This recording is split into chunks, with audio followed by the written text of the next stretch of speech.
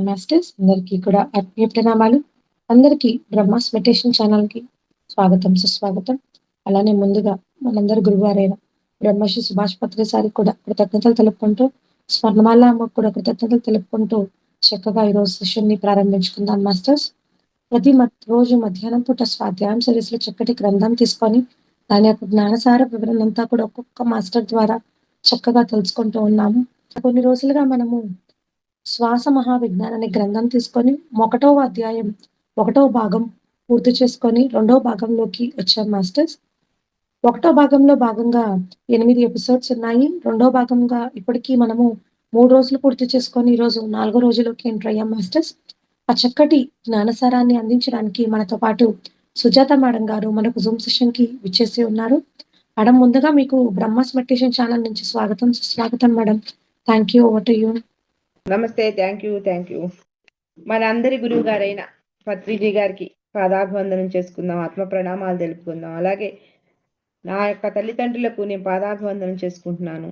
మరి సాక్షాత్తు నారాయణ స్వరూపులైన నా గురుదేవుల పాదాలకు శిరస్సు వంచి నేను నమస్కరిస్తున్నాను. మరి ఇంత గొప్ప జ్ఞానాన్ని, మహాజ్ఞానాన్ని మనకు అందిస్తున్న సమర్థ సద్గురు వేదపీఠంలో ఉన్న ప్రతి ఒక్క గురువుకి కూడా పాదాభివందనములు చేసుకుంటూ రేటి స్వాధ్యాయంలోకి వెళ్దామండి. మరి నిన్న మనకి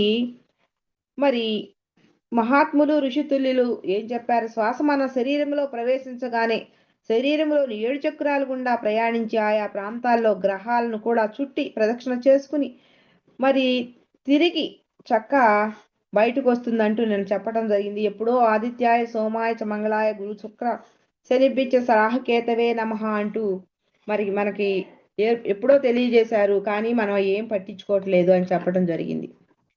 మరి మొట్టమొదట మన శ్వాస అనాహక చక్రాన్ని చేరి అక్కడ ఉన్నటువంటి సూర్య భగవాన్ని సేవించి మరి ఆ రవిగ్రహం నుంచి స్వాదిష్టాన చక్రం మందలి చంద్రగ్రహాన్ని తాకి అక్కడ నుంచి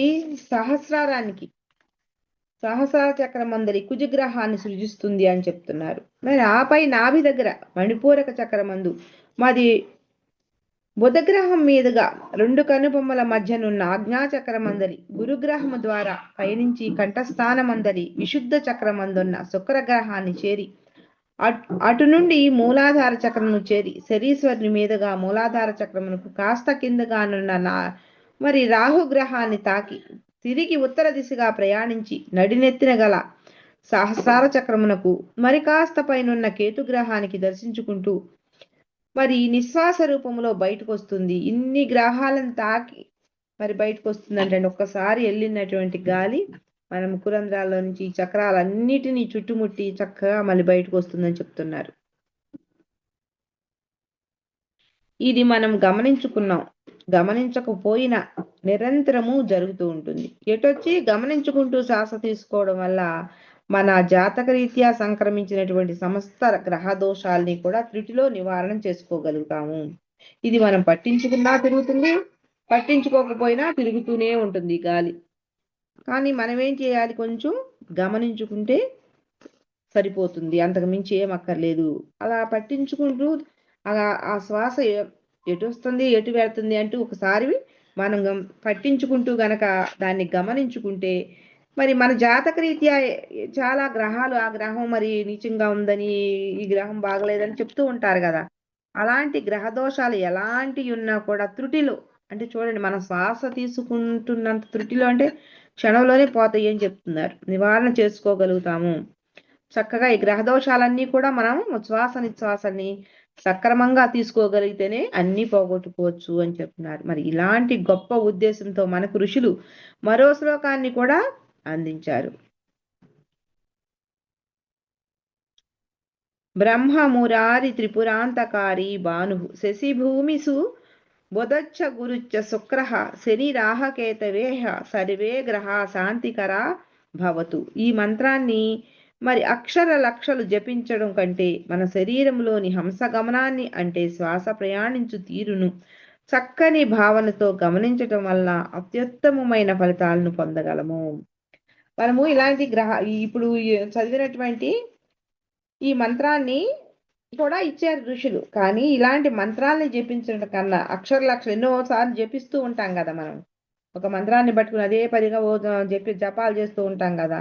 ఇలా చాలాసార్లు జపించటం కంటే కూడా మన శరీరంలో ఉన్నటువంటి హంస గమనాన్ని, ఇంతకు ముందే చెప్పాము మన శ్వాసని హంస అంటామని, ఇలాంటి ఈ శ్వాస గమనాన్ని, శ్వాస ప్రయాణించే తీరును, అది ఎటు ప్రయాణిస్తుంది ఏంటో అని తీరుని భావనతో గనక మనం గమనించామనుకోండి, భావనతో మనం గమనిస్తే అత్యుత్తమమైన ఫలితాలను మనం పొందగలం అని చెప్పేసి అంటున్నారు. శ్వాసతో పాటు మనం అంతర్ముఖులము కావాలి, లోపలికి వెళ్ళాలి. ఆ శ్వాసతో పాటు మనం కూడా అంతర్ముఖులం కావాలి. ఎంతసేపు బయట ఉండి బయట ఏం జరుగుతుందో చూస్తున్నాం కానీ బయటియే చూస్తున్నాం, అలవాటు చేసేసుకున్నాం. మనం బయటి చూడటానికి అలవాటు పడిపోయాం. అలా కాదు, అంతర్ముఖులు కావాలి అని చెప్పేసి చెప్తున్నారు. మనం కూడా జొరబడాలి శ్వాసతో పాటు. అదే ప్రయత్నంలో లోపలికి వెళ్ళిన మనసు ఆ శ్వాసలో లీనమవ్వాలి. మనం ఈ శ్వాసతో పాటు ఎక్కడికి వెళ్తున్నావు నువ్వు, ఎక్కడికి వెళ్తున్నావు అంటే ఈ బుర్రని ఎటు పోనివ్వకోకుండా చక్కగా మనం ఈ శ్వాసతో పాటు లోపలికి జొరబడాలి అంటున్నారు. లోపలికి అదే ప్రయత్నంలో లోపలికి వెళ్ళిన మనం ఆ శ్వాసతో లీనమైపోవాలి అని చెప్తున్నారు. అదే మనము చేయాల్సిన గొప్ప పని. అంతకుమించి ఏమి చేయక్కర్ల. మన వల్ల ఈ శ్వాసతో పాటు ఈ శ్వాస ఎటు వెళ్తుందా అని గమనించటం ఒకటేనండి. చాలా చిన్న పని ఇది అసలు. మరి అసలు మన అభ్యాసం దాని వరకే కదా, మరి ఏకాగ్రత ఇక్కడ అంతగా అవసరం లేదు. ఈ ప్రక్రియ రోజుకు 101,600 సార్లు జరుగుతుంది మనకి. మన శ్వాస 101,600 సార్లు జరుగుతుందంట. మరి దాన్ని అతి సహజంగా గమనించుకుంటుండడమే మనం చేయాల్సిందల్లా. ఏమీ లేదు, మామూలుగా కూర్చుని సహజంగా ఎట్లాంటి ఒత్తిడి లేకోకుండా సహజంగా దాన్ని గమనించుకోవటమే మనం చేయాల్సింది అంటున్నారు. మరి నిద్రలో తెలీదు, సరే మెలకువగా ఉన్నప్పుడు సహజంగా జరుగుతున్న శ్వాసను గమనించుకోవడమే. నిద్రలో మనకి ఎటు తెలియదు కాబట్టి మనము మెలకువగా ఉన్నప్పుడు సహజంగా జరుగుతున్న ఈ యొక్క శ్వాసని గమనించుకోవాలి అంటున్నారు. మరి స్పర్శ ద్వారా ముక్కు చివర శ్వాసను తెలుసుకున్నట్టుగానే లోపలికి వెళ్ళిన వాయువును కూడా స్పర్శతోనూ గ్రహించవచ్చు. మనము ఈ ముక్కు ద్వారా చివరిని ఎట్లా శ్వాస తెలుసుకుంటున్నామో లోపలికి వెళ్ళినటువంటి శ్వాసను కూడా మనం తెలుసుకోగలవచ్చు అనమాట. ముక్కు చివర నిలబడడం, గడపలో నిలబడడం, సంధికాలంలో ఉండడం, సంధ్యావందనం, ఈ పదాలన్నీ కూడా ఈ రహస్యాలన్నీ తెలిపినవే. ముక్కు చివర నిలబడడం, గడప మీద నిలబడద్దు అంటారు కదా. మరి సంధికాలంలో ఉండడం అంటే సంధ్యావందన సమయం ఇలాంటివి చెప్తూ ఉంటారు కదా. ఇవన్నీ కూడా ఈ యొక్క ఈ శ్వాస యొక్క రహస్యానివి అని చెప్పేసి అన్నారు. ఈ శ్వాసే ఓంకారం, ఇదే గురువు. దానికి వందనములు అర్పించుకొనుట ఈ సంధిలోనే సమాన వాయువు ప్రసారం పుష్కలంగా జరుగుతుంది. మనము ఈ శ్వాసే ఓంకారం అని చెప్తారు, అదే గురువు. దానికి వందనాలు అర్పించుకోవడం, దాన్ని నమస్కరించుకోవడం, ఈ సంధిలోనే సమాన వాయువు ప్రసారం పుష్కలంగా జరుగుతుంది అని చెప్పేసి. ఈ సంధ్యాకాలంలోనే అశ్విని దేవత మరి శక్తులు యథేచ్ఛగా సంచరిస్తుంటాయి. మరి ఈ సంధ్యా సమయంలోనే సాధనలు, మంత్ర జప ధ్యానాలు చేసుకోవడం కూడా అత్యుత్తమము అని చెప్తున్నారు. ఈ సంధిలోనే సమాన వాయువు మనకి ప్రసారం పుష్కలంగా జరుగుతుందంట. మరి ఆ సంధ్యాకాలంలోనే మరి అశ్విని దేవతలు కూడా తిరుగుతూ ఉంటారని మన పెద్దలు అందరం అనుకుంటాం. సాయంత్రం సమయంలో మరి ఏం చేయకూడదు, దీపారాధన పెట్టే టైము, దీపం పెట్టే టైము, ఈ టైంలో భగవంతుని నామస్మరణంతో ఉండాలి అని చెప్పేసి మనందరికీ తెలిసిన విషయమే. సంధ్యా టైంలో చక్కగా దీపాలు వేసుకోవాలి. ఆ టైంలో మరి వాకిళ్ళు అవి ఊడవకూడదు, అంట్లు అవి తోమకూడదు అని మన చిన్నప్పటి నుంచి అందరూ చెప్తూ ఉన్నారు. ఆ సమయంలో మరి దైవ ప్రార్థనలు, మరి భక్తిగా దీపం పెట్టుకుని కూర్చోవడము, మాలలు చేసుకోవడం, ఇట్లాంటివన్నీ మనకి చిన్నప్పటి నుంచి మనం వింటూనే ఉన్నాం. ఇక్కడ కూడా అదే చెప్తున్నారు. మరి పూజ్య గురుదేవులు అతి సరళమైన ద్రామ్ సాధన నందించారు. చిన్నపిల్లలు సైతం సులభంగా చేసుకోగలిగే ఈ ద్రామ్ సాధన జరగబో విషయాలను ఎరుకపరచగలదు, మరియు జరుగుతున్న సంఘటనలను మరి తెలియజేయగలదు, మరియు జరిగిపోయిన సంఘటనను తెలియజేయగలదు. ఈ ద్రామ్ అనే సాధన గనక మనము మరి చక్కగా చేసుకున్నాం అనుకోండి, జరగబోయేటువంటి సంఘటనలు తెలుస్తాయి అంట, జరుగుతున్న సంఘటనలు కూడా అన్ని ముందే తెలిసిపోతాయి అంట. మరి జరిగిపోయిన సంఘటనలు తెలియజేయగలదు. ఇప్పటి ఇంతటి గొప్ప సాధన నేడు మనకు ఎందుకు గ్రహించారో, ప్రతి ఒక్కరిని ఈ సాధనను చేయమని ఎందుకు ఒత్తిడి చేశారో విజ్ఞులు గ్రహించగలరు.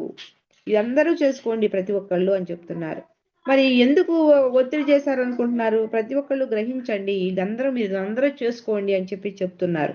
రాబో రోజుల్లో ఈ సాధనకు అత్యంత ఎక్కువగా వారికి ఈ ఉపయోగం కలుగుతారనే వారి భావనను గ్రహించాలి. రాబోయే రోజుల్లో ఈ సాధనకు ఎక్కువగా ప్రాముఖ్యతనిస్తారంట, ఎక్కువ ఉపయోగాలు ఉంటాయంట ద్రామ్ సాధన వల్ల.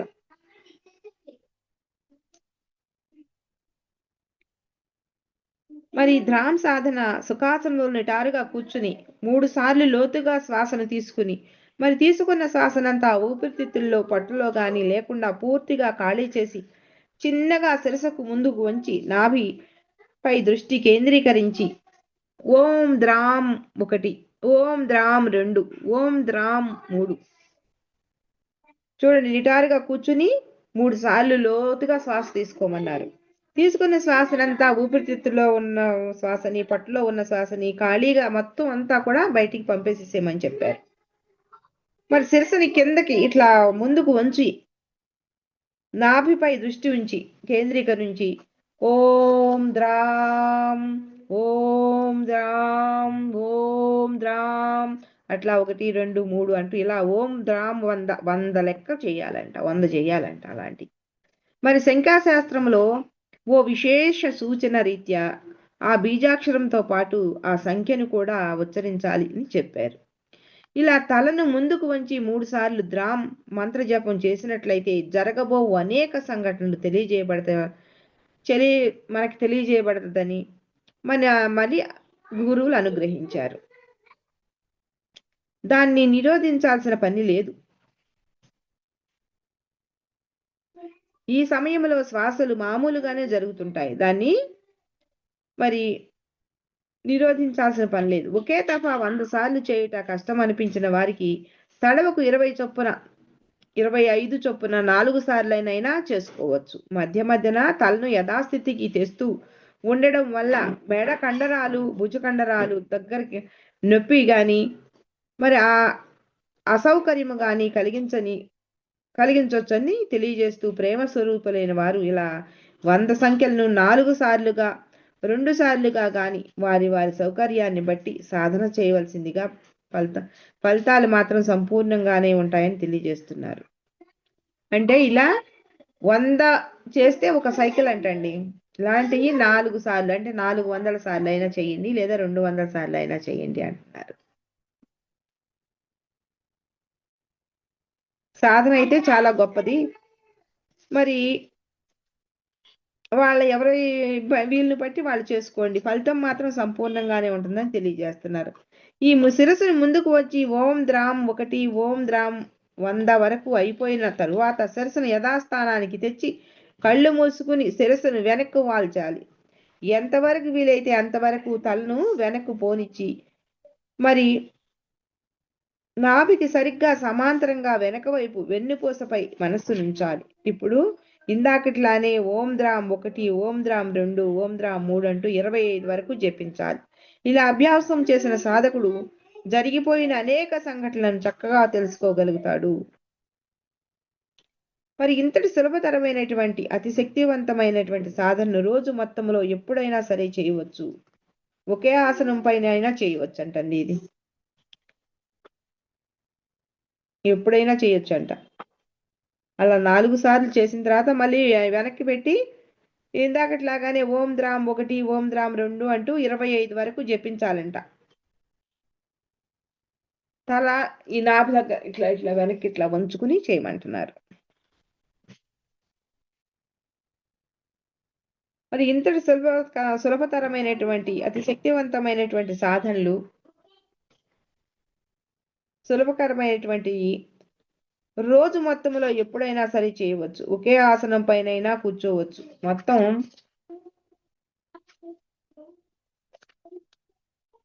6 పర్యాయాలు చేయాలంటండి.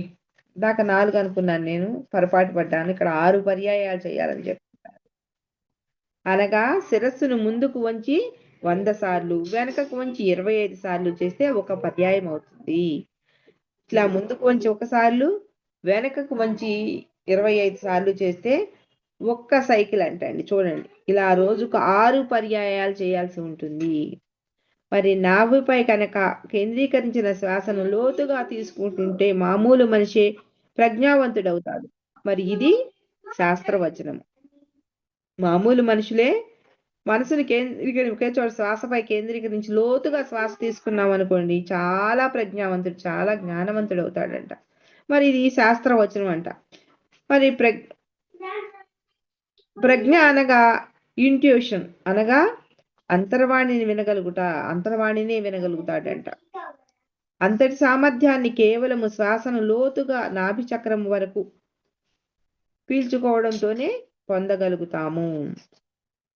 మరి గురుదేవులు ఈ విషయంపై ప్రసంగిస్తూ మునుపటి కన్నా ప్రస్తుతపు విశేష కాలము ఈ ప్రజ్ఞా వాతావరణమును అంతర్వాణిని గ్రహించగలగటానికి అత్యంత అనుకూల ప్రధానమైంది అని అంటున్నారు. ఇటువరకంటే కష్టాలు పడ్డారు, ఇప్పుడు అంత కష్టం పడక్కలే. ఎందుకంటే ఇప్పుడు అద్భుతమైన కాలం నడుస్తుంది.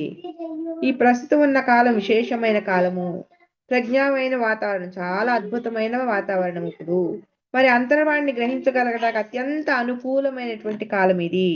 మరి అశ్విని సూక్త పారాయణంతో ఈ ప్రజ్ఞా వాతావరణ సులభ సాధ్యమని గ్రహించాలి. అశ్విని సూక్త పారాయణం చేసుకుంటూ ఈ యొక్క వాతావరణం ఎంతో అద్భుతంగా ఉంది, చాలా మీకు సాధ్యము అని చెప్పేసి చెప్తున్నారు.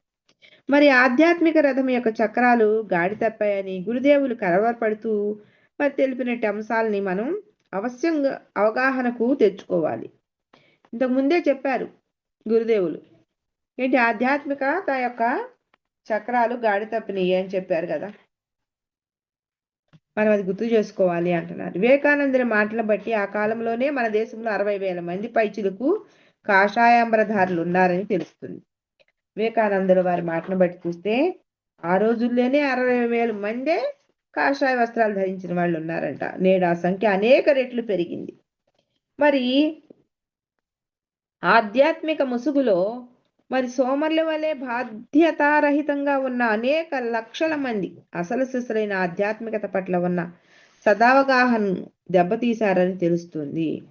ఈ ఆధ్యాత్మిక ముసుగులో సోమర్లు ఉన్నారు కదా, పనిచేయని వాళ్ళు, కుటుంబాన్ని పోషించలేని వాళ్ళు, ప్రతి ఒక్కళ్ళు ఆ మధ్యకాలంలో కాషాయ వస్త్రాలు వేసుకోవడం, ఏ యోగి దగ్గరకు వెళ్ళిపోవటం, భార్య పిల్లల్ని చక్కగా వదిలేసి, భార్య మీద పిల్లల్ని బాధ్యతల్ని వదిలేసి వెళ్ళిపోవడం చాలా మందిని మనం చూసే ఉన్నాం ఇంతకు ముందు. మరి ఇట్లా వెళ్ళిపోయిన వాళ్ళు చాలా మంది ఉన్నారు. వాళ్ళు ఏంటి, సోమర్లు. ఆ సోమర్లు అలా వెళ్ళి ఏం చేశారు, ఆ సోమర్లు వలె బాధ్యతారహితంగా ఉన్న అనేక మంది, లక్షల మంది అసలు సిసలైన ఆధ్యాత్మికత పట్ల, అసలు నిజంగా ఉన్న ఆధ్యాత్మికత పట్ల కూడా, అమ్మో ఇది నిజమేనంటావా, ఇది నమ్మొచ్చు అంటావా, ప్రతి ఒక్కళ్ళని మరి అనుకోవటం జరిగింది.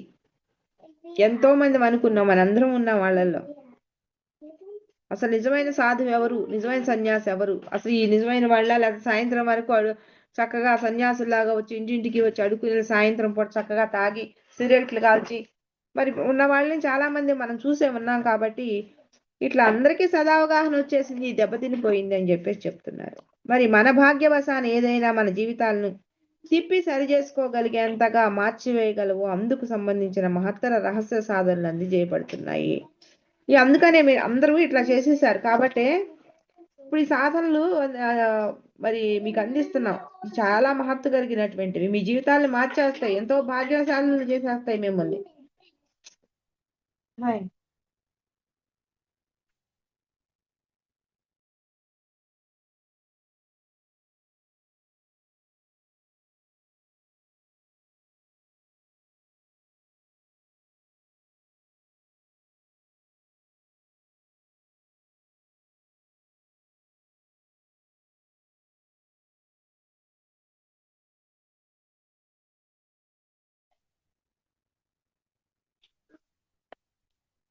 మరి అందుకనే ఇది మరి మీకు అందించబడుతుంది రహస్యమైనటువంటి సాధనలు.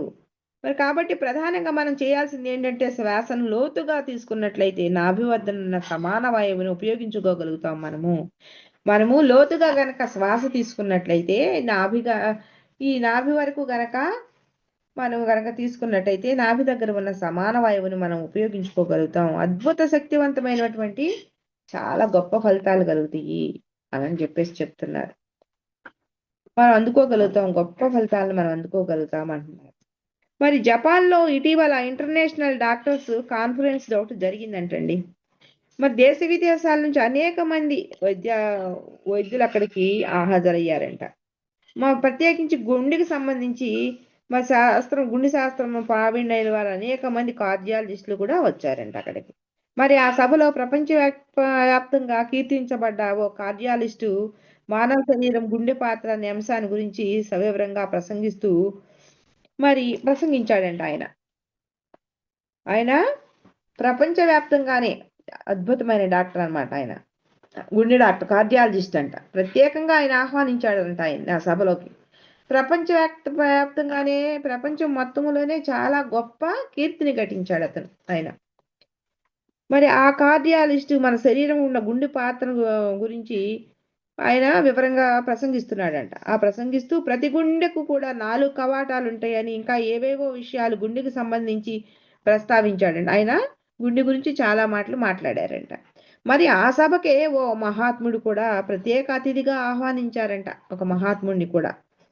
మరి కేవలం ప్రాథమిక పాఠశాల వరకు మాత్రమే చదువుకున్న ఆ సద్గురు అంటే ఆయన ఇంకొక ఆయన మరి వచ్చిన ఆయనకి ఒక మహాత్ముడిని ప్రత్యేక అతిథిగా కూడా ఆహ్వానించారని చెప్తున్నారంటే ఈ డాక్టర్ గారు కాకోకుండా ఇంకొక ఆయన కూడా ఆహ్వానించారు. మరి ఆయన ఒక సద్గురు అంట. ఆయన కేవలం ప్రాథమిక పాఠశాల వరకు మాత్రమే చదువుకున్నటువంటి సద్గురు అంట. మరి అదే వేదికపై ప్రత్యేక ఆసనంలో ఆసీనులై ఆ ప్రసంగాన్ని చిరునవ్వుతో విన్నారంట ఆయన.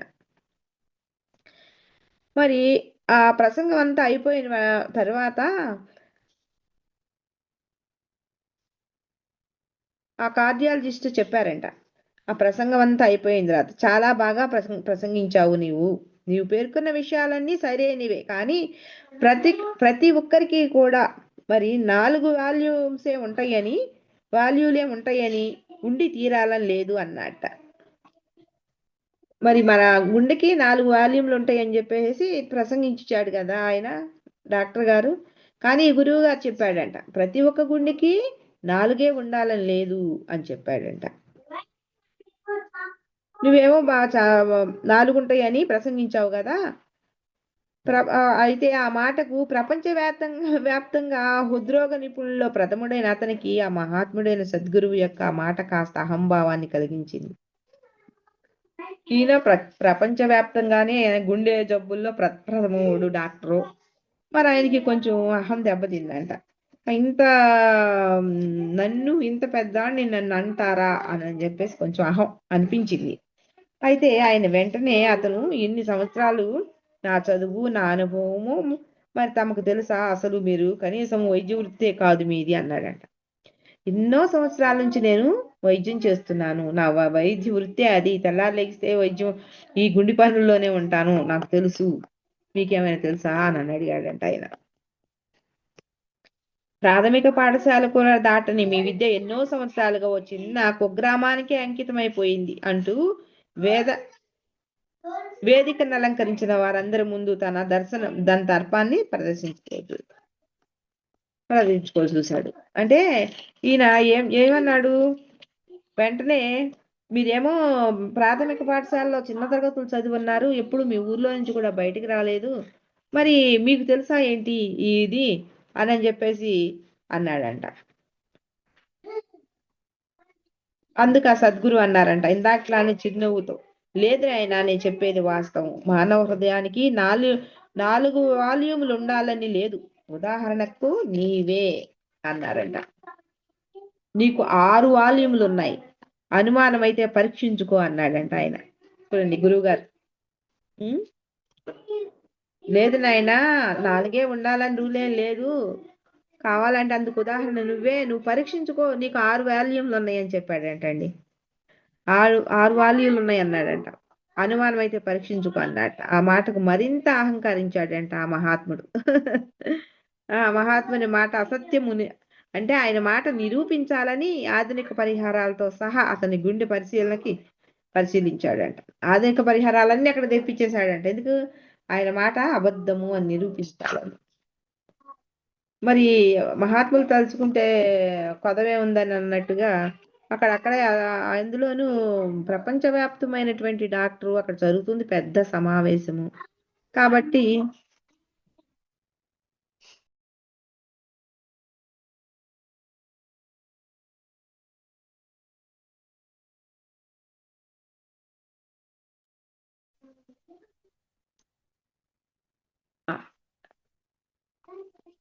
అయితే అతని గుండెని మరి ఆధునిక పరికరంతో సహా ఆయన గుండెని పరిశీలించారంట. అతనికి 6 వాల్యూమ్లు ఉన్నట్టు తేలిందంటండి. కేవలం భౌతిక విద్యలో 5వ తరగతి స్థాయి వరకే చదివిన మామూలు సాధారణ వ్యక్తి ఆయన. ప్రపంచవ్యాప్తంగా కీర్తి గడించిన హృద్రోగ నిపుణుడు ఇతను. ఎవరు గొప్ప? కలవరపడ్డాడు, కాళ్ళ మీద పడ్డంత పనిచేశాడు. కేవలం 5వ తరగతి వరకే చదువుకున్నారంట ఆ గురువు గారు. మరి ఈయన ప్రపంచవ్యాప్తంగా పెద్ద డాక్టర్. కేవలం నాభి వరకు లోతుగా, శాంతముగా, నిండుగా శ్వాసించడం వల్ల అంతటి సామర్థ్యం కలుగుతుందంటే మరి ఆశ్చర్యమే. మరి అసత్యమాడని ఋషివర్యుల వాక్కును అనుసరించి కేవలము 10 నిమిషాల పాటు ప్రతిదినము ఈ శ్వాసను లోతుగా ఎవరైతే పీల్చుకుంటారో వారి శరీరంలోని సమస్త మాలిన్యాలు బయటికి వెళ్ళిపోతాయి. చూడండి ఎంత ఆతృతతో చెప్తున్నారండి గురువులు. కేవలము నాభి వరకు లోతుగా, శాంతంగా, నిదానంగా మీరు శాసించండి అయ్యారా అమ్మలారా అన్నట్టు చెప్తున్నారు. వారికి అంతటి సామర్థ్యం కలుగుతుంది. ఆశ్చర్యమే పడక్కర్లేదు ఇంట్లో. ఇది అసత్యమాడని ఋషులు మాట్లాడుతున్నటువంటి మాటలు.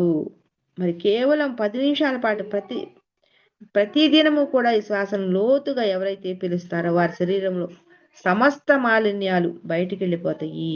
ఒక్క నెల రోజుల పాటు నిరంతరం శ్వాసను లోతుగా తీసుకునే విద్యార్థి కేవలము నెల రోజుల్లోనే మిక్కిలి ప్రతిభావంతుడిగా పరిణతి చెందుతాడు. ఒక నెల రోజులు కనుక విద్యార్థులు చక్కగా తీసుకున్నారనుకోండి ఎంతో ప్రతిభను చూపుతాడంట. మరి శాస్త్రజ్ఞుల అంచనా ప్రకారం మనలో చాలా మంది 33% మాత్రమే శ్వాస తీసుకుంటున్నాం. శాస్త్రజ్ఞులు పరిశీలన ప్రకారం మనం ఎవరము కూడా 50% కూడా తీసుకోవట్లేదంట.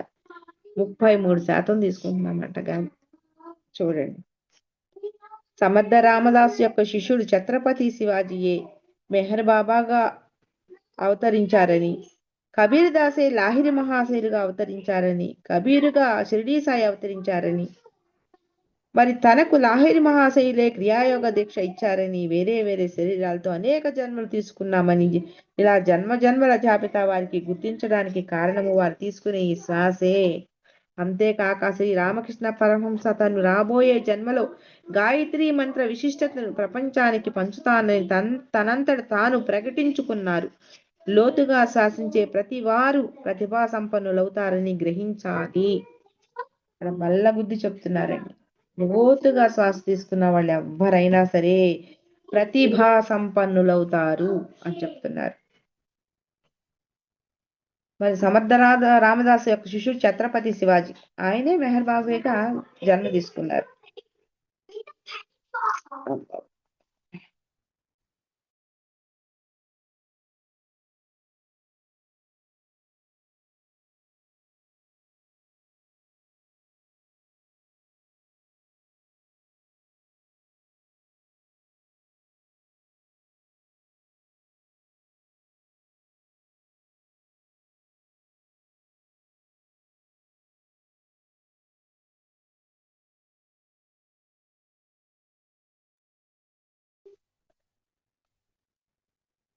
మరి ఆ ఛత్రపతి శివాజీ గారే మెహర్ బాబాగా అవతరించారంట. మరి ఆ కబీర్ దాస్ గారే లాహిరి మహాశైలుగా జన్మ తీసుకోవటం జరిగిందని చెప్తున్నారు.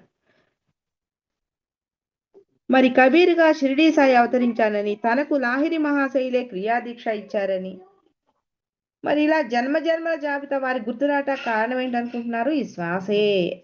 అంతేకాక శ్రీ రామకృష్ణ పరమహంస గారు కూడా అప్పుడు ఎప్పుడోనే పోయిన జన్మలోనే చెప్పారంటండి.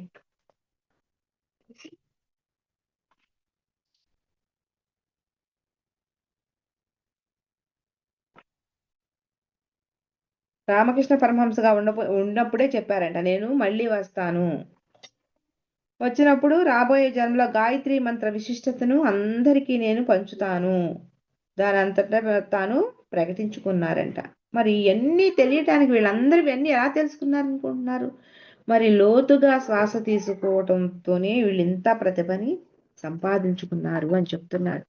మీరు గమనించారో లేదో ఒకసారి అండి, మనం ఎక్కడికి వెళ్ళినా, ఏ వర్క్షాపులకు వెళ్ళినా కూడా మాస్టర్స్ ముందు మనతో యోగా చేపిస్తారు. తర్వాత ఉచ్ఛ్వాస నిశ్వాసలతో భస్త్రికా ప్రాణాయామం అని, మరి అలోమ విలోమ ప్రాణాయామం అని, మరి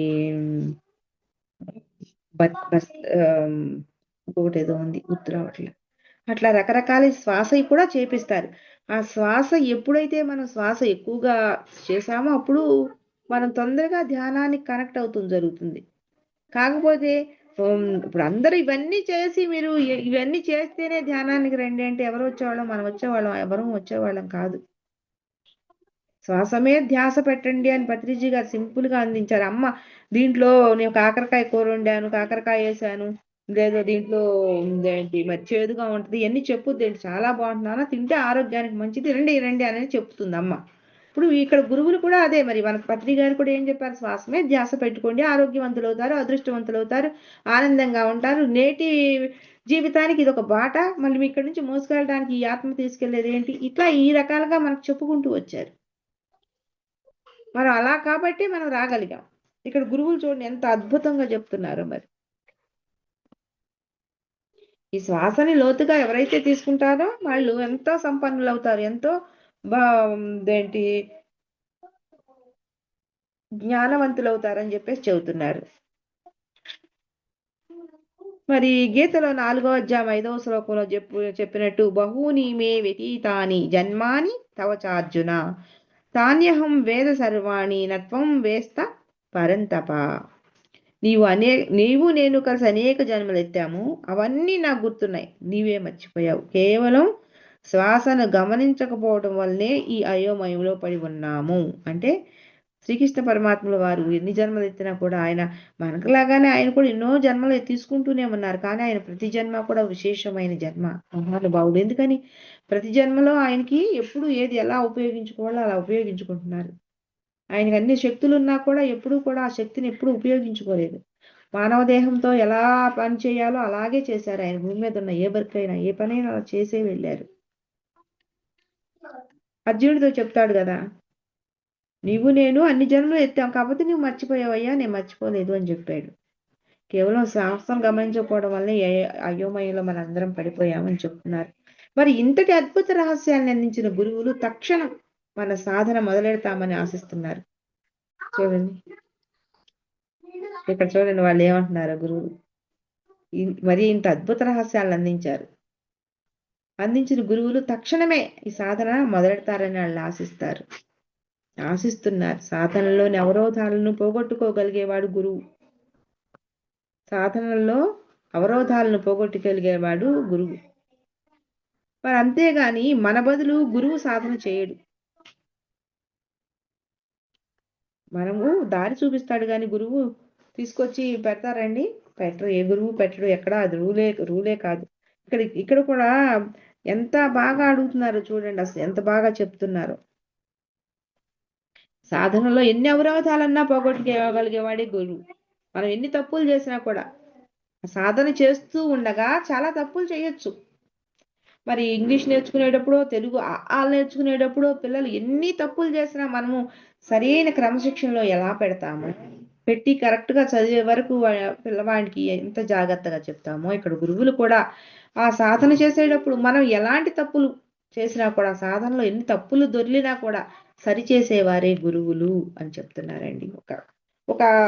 అది ఒక ముద్రలాగా చాలా కాన్ఫిడెంట్ గా చెప్తున్నారు. ఇది మరి మీకు ఎలా అర్థమవుతుందో నేను చెప్పలేను కానీ నాకు మాత్రం అంత బాగా ముద్రించుకుపోతుంది అన్నమాట ప్రతి ఒక్కటి కూడా. అంతేకాదు మరి సాధనల్లో అవరోధాలను పోగొట్టేవాడు గురువు, అంతేగాని మన బదులు గురువు సాధన చేయడు.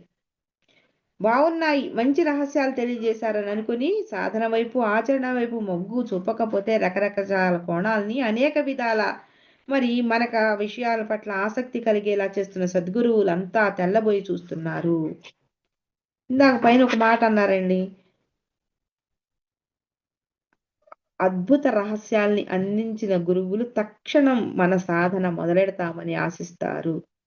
ఒక తల్లిగా చూసారా, ఓ చెప్పి ఇసుగుపోయి నాయనా ఇకనైనా ఏంట్రా, ఇకనైనా ఏంట్రా.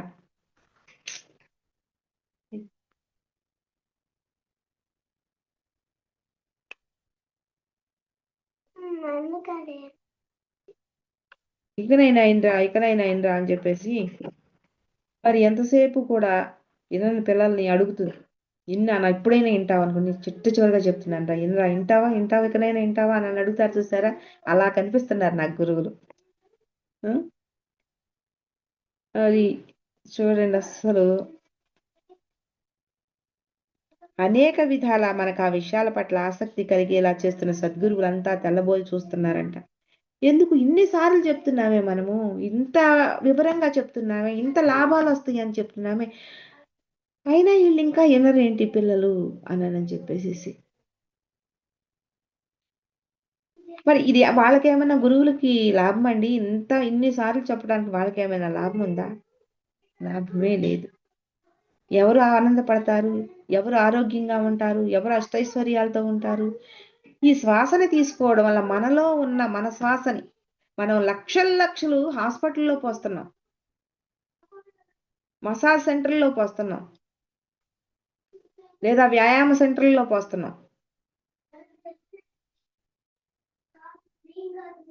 మరి జిమ్ములని ఆటికని ఈటికని పోస్తున్నాం. మన దగ్గర ఉన్న ఊరికే ప్రకృతి ఇచ్చిన గాలిని తీసుకుని మనలో శ్వాసని గమనించాలంటే గురువుల చేత ఎన్నిసార్లు మనం చెప్పించుకోవాల్సి వస్తుంది. చూడండి, మరి ఒక్కసారి మనల్ని మనం పరిశీలించుకోవాలండి. మరింత బాధపడుతున్నారంటండి వాళ్ళు. ఇంతటి విశేష కాలంలో ఈ అపూర్వ అవకాశం కొన్ని కోట్ల సంవత్సరాల తర్వాత లభించింది. మరింత బాధపడుతున్నారండి. ఇలాంటి విశేష కాలం అంటే ఇప్పుడు చాలా సంవత్సరాల తర్వాత మంచి అవకాశం, చాలా సంవత్సరాల తర్వాత చాలా మంచి అవకాశం వచ్చింది. ఈ అవకాశాన్ని మనం ఉపయోగించుకోవాలి. తక్షణం సాధకులుగా మారండి నాయనలారా అంటున్నారు వాళ్ళు.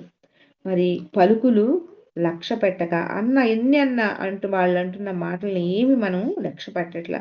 ఒంట్లో బాగోలేదనో, కాళ్ళు నొప్పిగా ఉన్నాయనో, మా అమ్మాయి పెళ్ళను, మా అబ్బాయి 10వ తరగతి పరీక్షల్లో ఉన్నాడను పిచ్చి పిచ్చి కారణాలతో అమృత వాక్కులను పెడచెవని పెడితే పశ్చాత్తాప పడవలసి వస్తుంది సుమా. ఎవరు పడాల్సి వస్తుందండి పశ్చాత్తాపము? మనమే పడాల్సి వస్తుంది. మరి అబ్బాయి పెళ్ళైతే ఏ రోజన్నా మనం భోజనం చేయకోకుండా ఉన్నామా? ఏ రోజన్నా స్నానం చేయకోకుండా ఉన్నామా? అమ్మాయి పెళ్ళను, అబ్బాయి పెళ్ళను, ఒంట్లో బాగోలేదనో, కాళ్ళు నొప్పులను, ఒళ్ళు నొప్పులను ఇట్లా సాకులు చెప్పుకుంటూ మనల్ని మనమే మోసం చేసుకుంటున్నాం. ఎవరిని ఎవరు మోసం చేయట్లా అంటూ హెచ్చరికలు కూడా చేస్తున్నారు. అల్పమైన మానవ జీవితం, అందులో ఈ అద్భుత కాల ప్రభావము వల్ల అమృతం అందుబాటులో ప్రవహిస్తుంటే దేనికి మనం ప్రాముఖ్యతనివ్వాలో కాస్త ఆలోచిద్దాం. అల్పమైన మానవ జీవితం, అందులో ఈ అద్భుత కాలం. చూడండి, మన మానవ జీవితమే అల్పమైంది. ఈ అల్పమైన దానికి అద్భుతమైన మరి కాలం తోడయింది. ఆ కాల ప్రభావం వల్ల అమృతం అందుబాటులోకి వచ్చింది. అది ప్రవహిస్తుంది. దేనికి మనం ప్రాముఖ్యతనివ్వాలో కాస్త ఆలోచిద్దాం. ఎక్కడన్నా ఏ పక్కనన్నా ఏదన్నా వనాగాలు వచ్చి కొట్టుకుపోయింది అనుకోండి, ఏ రేవంత్ రెడ్డి గారు, చంద్రబాబు నాయుడు గారు కాసిన బియ్యము, కొంచెం ఒక చీర, మరి చీర అంటే వాళ్ళు ఏమి పెద్ద ఖరీదులు ఇవ్వరు, 100 రూపాయలు 200 రూపాయలు చీరలేసి మరి ఒక పప్పు పావుకులను అట్లా కందిపప్పు వేసి పంచుతున్నాడంటే ఎంతమంది వెళ్ళి లైన్లో నుంచి ఉంటామండి మనం? మరి ఫ్రీ టికెట్ అంటే ఎంతమంది వెళ్ళి కొట్టుకుని బస్సుల కింద పడి చనిపోనన్నా చనిపోతున్నాం, కానీ ఫ్రీ దాంట్లోనే వెళ్ళాలని చూస్తున్నాం. అది ఎందుకు ఉపయోగం అండి మనకి? మరింత గురువులు ఆతురత పడుతున్నారు. మనం ఒక్కసారి ఆలోచిద్దాం. మనందరం కూడా గురువులు ఎంత ఆతురత పడుతున్నారు. అమృతం మీ ముందుకు వచ్చిందయ్యా, వెళ్ళిపోతుందయ్యా, తీసుకోండి అయ్యా. సీక్రెట్ డాక్టరీని రచించిన బాబెట్స్లీ మాత ఏనాడో చెప్పారంట, ఆధ్యాత్మికలో అత్యంత ప్రధానమైనటువంటిది కామన్ సెన్స్, ఇంగిత జ్ఞానం. ఆధ్యాత్మికతకి కావాల్సింది ఏంటి? ఇంగిత జ్ఞానం కావాలి, కామన్ సెన్స్ అవసరం అని చెప్పారంట భావశ్రీ మాత. మరి అది పూర్తిగా లోపించిందని ప్రతి ఒక్క ఆధ్యాత్మికవేత్త కూడా ఇంగితము నెరిగి ఇప్పుడు ఏది అవసరమో అప్పుడు అది దాన్ని పాటిస్తూ మెలగవలసిన అవసరం ఎంతైనా ఉందని వాపోయారు ఆమె. ఎప్పుడోనే బావట్స్కి మాకు రాశారంట, ఆధ్యాత్మికతకి ఇంగిత జ్ఞానం చాలా అవసరము అని. మరి ప్రతి ఒక్క ఆధ్యాత్మికవేత్త కూడా ఈ ఇంగితాన్ని ఎరిగి ఎప్పుడు ఏది అవసరమో మనకి, ఎప్పుడు ఏది మనం తీసుకోవాలి, ఏది ఎప్పుడు తీసుకోకూడదు, దాన్ని పాటిస్తూ మెలగవలసిన అవసరం ఎంతైనా ఉంది మనకి అని చెప్పేసి ఆమె చెప్పారంట. మరి గురువుల కొరకు కొందరు అడుగుతూ ఉంటారంటండి, తమరు మొట్టమొదట ఈ శ్వాసపైనే సాధనలు చేయమని చెప్తున్నారు, బాగుంది, చాలా తేలికగా అందరికీ అర్థమయ్యేలా చెప్తున్నారు, చాలా సంతోషంగా ఉంది, కానీ ఇంకా ఎన్నో గొప్ప గొప్ప సాధనలు ఉన్నాయి, ఇంకా ఎన్నో గొప్ప గొప్ప సాధనలు ఉన్నాయి కదా, మరి ఎందరెందరో గురువులచే ప్రబోధించబడిన ఆ సాధనలు ఆచరించాల్సిన విషయాలు ఉన్నాయి కదా, వీటన్నిటిలో ముందు ఏది చేయాలో తెలియటం లేదు, తమరేమో శ్వాస ప్రధానం అంటున్నారు, మరి మాబోటి వారికి ఇది అయోమయంగా తోస్తుంది అని అడిగినప్పుడు ఆ గురుదేవులు మొట్టమొదట బ్లావట్స్కీ మాత చెప్పిన విషయం గుర్తు చేసి ఓ చిన్న కథను కూడా చెప్పారంట. గురుదేవుల దగ్గరికి వస్తారు కదా కొందరు, ఆ వచ్చిన వాళ్ళు అన్నారంట, మీరేమో ముందు శ్వాస మొదలు పెట్టండి అని చెబుతున్నారు, ఇక్కడ ఎంతో మంది ఎన్నో రకాలుగా బోర్డన్ని విద్యలు చెప్తున్నారు, ఎన్నో తెలుసుకుంటున్నాం, మేము అన్ని తెలుసుకున్న వాటిలో మరి ఏది గొప్ప ఏది చేయాలో మాకేం అర్థం కావట్లేదు, ఎన్నో గురువులు ప్రబోధిస్తున్నారు, ఎన్నో సాధనలు ఆచరించమంటున్నారు, వీటన్నిటిలో ముందు ఏది చేయాలో మాకు తెలియట్లేదు, మరి తమరేమో శ్వాస ఒకటి చేస్తే చాలు ఇదే ప్రధానం అంటున్నారు, మరి మా బోటి వారికి ఏమో అయోమయంగా ఉందండి, మేము ఏం చేయమండి అని అడిగారంట. మరి అప్పుడు ఆయన బ్లావెట్స్కీ మాత చెప్పినటువంటి ఒక కథ గుర్తుకొచ్చిందని చెప్తున్నారు, ఓ చిన్న కథను కూడా చెప్పారంట. శివపార్వతులు ఒకసారి వ్యాహ్యహళికని బయలుదేరారు, వాళ్ళు షికారికని బయలుదేరారంటండి. ఓ ప్రాంతంలో ఓ ముసలి దంపతులు చూడటం తటస్థించిందంట, వాళ్ళకి ఒక ముసలి దంపతులు కనిపించారంట. వాళ్ళకి పూర్వజన్మ ఫలితంగా వారికి లేక కలిగిన పిల్లవాడు ఉన్నాడంట. వాళ్ళకి ఆ ముసలి దంపతులకి లేక కలిగాడంట, ఒక పిల్లవాడు ఉన్నాడంట. భార్య ముసలితనము, భర్తకు సరిగా చూపు అందు. మరి సహజ ప్రేమ స్వరూపిణి పార్వతీదేవి, అంటే పిల్లాడు చిన్న పిల్లవాడు కదా, భార్యకేమో ముసలిదైపోయింది, భర్త ఏమో చూపు కనపట్ల, అందుకని ప్రేమ స్వరూపిణి పార్వతీదేవి వాళ్ళని చూసి ఏదైనా వరం ఇమ్మని శివుణ్ణి అడిగిందంట. అందుకు శివులు వారు అన్నారంట, వారి పూర్వపుణ్యము అనుసరించి ఇంతకు మించి వారు పొందలేరు, మనము వారిపై జాలికొని వరాన్ని ఇవ్వజూసినప్పటికీ వారి స్వీకరించే శక్తి వీరికి లేదు అని చెప్పారంట. పాపం ఆమెమో ముసలామిగా ఉంది, ఆమె ఆయనకి కళ్ళు కనపట్లేదు, పిల్లాడు చూస్తే చిన్నగా ఉన్నాడు, ఒక వరం ఇవ్వండి ప్రభు అని అడిగితే శివులు వారు ఏం చెప్పారు, వాళ్ళకి మనం ఇచ్చినా వాళ్ళు తీసుకునే స్థితి వాళ్ళకి లేదు, శక్తి లేదు అని చెప్పారంట. వారి బుద్ధి అంతకు సహకరించదు, వక్ర మార్గం పట్టి వారిని నిర్భాగ్యులుగానే ఉంచుతుంది అని చెప్పారు. అందుకు పార్వతీదేవి, లేదు స్వామి, తమరు వారికి వరదానాలు ఇచ్చి చూడండి అని చెప్పిందంట. మరి ఈ ముసలి పేద దంపతులు తప్పక భాగ్యవంతులు కాగలరు అని చెప్పిందంట. అని మరీ భర్తను కోరి వారి ఎదుట ప్రత్యక్షమై శివపార్వతులు ఇద్దరు కూడా మరి వృద్ధ దంపతులారా, మేము శివపార్వతులు మీ ముందు ప్రత్యక్షమయ్యాము, ఏమైనా 3 వరాలు కోరుకోమని అన్నారంట. అందుకు ఆ దంపతులు ఆనందపడ్డారంట, తలమునకలయ్యారంట. ప్రప్రథంగా ఆ వృద్ధుని భార్య చేరుకొని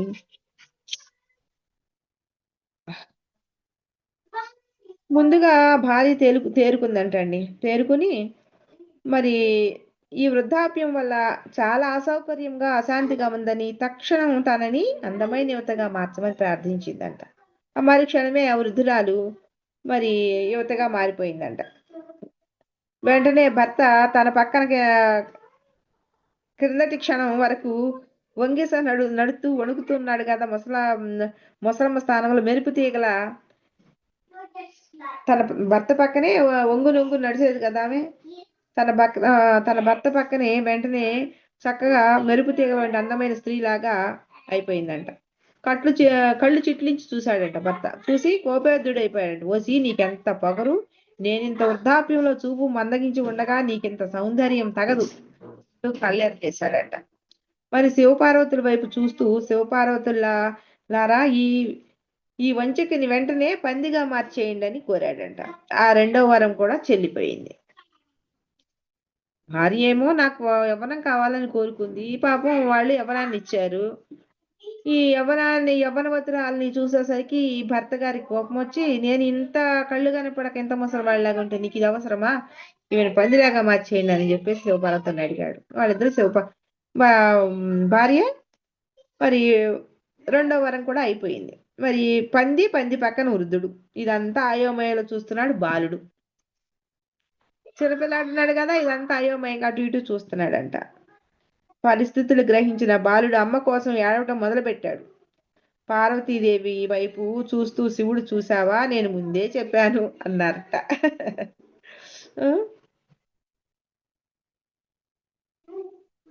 వీరి బుద్ధి వక్రించడం వల్ల అపూర్వ వరదానాలు సైతం వినియోగించుకోలేకపోయారు వీళ్ళు అంటూ ఇంకేదో చెప్పాడు. కానీ పార్వతీకి వినిపించలేదు. పిల్లవాడి ఏడుపు తారస్థాయికి చేరింది. కబుర్లాపి కింకర్తవ్యం అంటే ప్రస్తుత కర్తవ్యం ఏం చేద్దాం అని ఒకరి మొక్కలు ఒకరు చూసుకున్నారంట. మూడో వరంగా ఆ పిల్లవాడికి అమ్మనివ్వాలని భావించి వారి వృద్ధుడి పక్కన పందిగా మారిపోయిన ఆ వృద్ధుని భార్యని తిరిగి ఎప్పట్లాగే వృద్ధురాలుగా మార్చేశారు.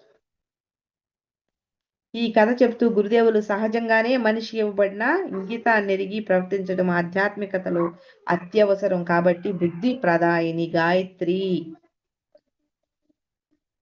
చూడండి ఈ కథలో ఆ టైము రాకపోతే వాళ్ళు ఉపయోగించుకోలేరని ఎంత బాగా మనకి గురుదేవులు తెలియపరిచారు. అంటే వాళ్ళు మనం పాత్ర ఎరిగి, మన పాత్ర శుభ్రంగా లేకపోతే మన బుద్ధి కనుక సరిలేదనుకోండి, మనం ఇలాగే అడుగుతాం. మరి గురుదేవులు మనల్ని ఇన్నిసార్లు చెప్పి చెప్పి చెప్పి ప్రేరేపిస్తుంది ఎందుకు అనుకుంటున్నారు? నాయనలారా, శ్వాసని కాస్త చూసుకుని తీసుకోండి, తెలిసి తీసుకోండి అని చెప్పేసి చెప్తున్నారు. మరి ఇన్నిసార్లు చెప్పించుకుంటున్నాం మనం. మరి ఇలాంటి కథలు ఎన్నో నీతి కథలు వింటున్నాం. అయినా కూడా మన ప్రవర్తన మారట్లా. మనం ఎంతసేపు ఆ హాస్పిటల్కి డబ్బులు పోయటము, హోమియోపతి మందు బాగోకపోతే అలోపతి మందని, అలోపతి మందు బాగోపోతే నాటు మందు బాగోపోతే పట్టీలు బాగోతే ఫిజియోథెరపీలని, ఇలా చేసుకుంటూ అయ్యి బాగోపోతే ఆకులు వాలాలని, ఆయుర్వేదం అని ఇలా తిరుగుతున్నామే గాని మన దగ్గర ఉన్న అద్భుతమైనటువంటి భాండాగారాన్ని మనము గ్రహించలేకున్నాము అని గురువులు ఎంతో వేదనతో చెప్తున్నారండి.